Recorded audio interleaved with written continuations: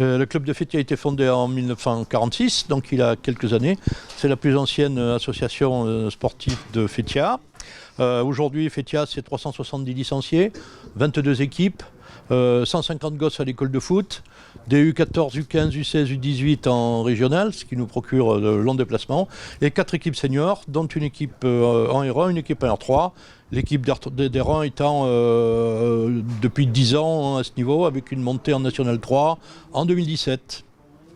C'est un club sain, bien géré, qui n'a pas de problème financier, voilà, et qui se porte plutôt bien au niveau régional. Ok, on n'a pas besoin de parler maintenant, chacun sait ce qu'il a à faire, il n'y a pas besoin de rajouter des choses, même sur le terrain. On se parle sur des choses simples, seul ça vient, d'accord, la communication, uniquement ça. Le reste du temps, laissez libre le joueur voilà, de choisir la meilleure solution, d'accord. Effort et plaisir les gars. Si on fait des efforts, on a du plaisir, ensemble. Allez, allez, à fond les gars. Le CS Fétia avait rendez-vous pour continuer à écrire son histoire dans ce 6e tour de Coupe de France face à Bergerac.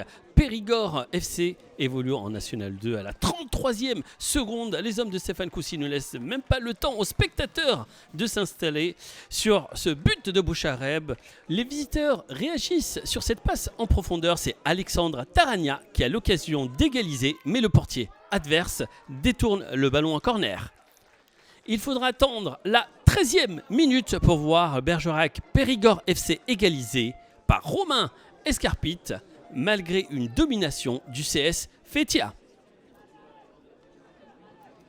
C'est une nouvelle fois les locaux qui ont l'occasion de mener, mais la défense adverse les empêche sur cette offensive des locaux. Il faudra attendre la fin de cette première période sur cette belle action collective qui sera conclue par Christian Guiboao qui donnera l'avantage à son équipe avant que l'arbitre de la rencontre envoie les deux équipes au vestiaire.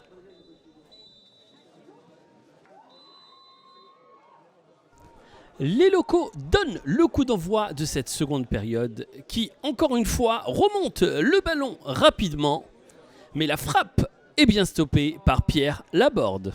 Les visiteurs poussent et c'est encore Lucas Chauviré qui empêche le ballon de rentrer dans les buts. Les locaux tentent de réagir sur cette frappe d'Omar Mansali, mais qui ne trouve pas le cadre.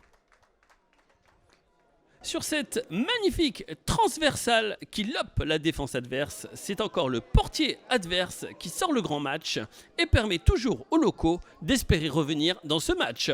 Bergerac Périgord FC a l'occasion de prendre le large sur ce beau service. Axel Tressan frappe dans les buts et c'est bien le défenseur adverse qui sauve le but et dégage le danger. Les visiteurs se montrent de plus en plus dangereux sur ce face-à-face et c'est encore Lucas Chauviré qui fait des miracles. La dernière occasion est bel et bien pour le CS Fétia sur cette frappe des 18 mètres, mais le gardien adverse sort la parade qu'il faut avant que l'arbitre de la rencontre siffle la fin du match et envoie les hommes de Yassine Azaaf au 7e tour de la Coupe de France.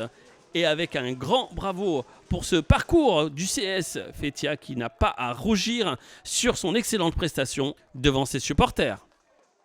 Il a manqué de réussite sur les 3-4 premières occasions qu'on a dans les 15 premières minutes. Je pense qu'on en met un, on peut en mettre 2, 3. Je pense que si on en met un deuxième et un troisième, on peut les enfoncer, mais c'est ce qui nous a manqué.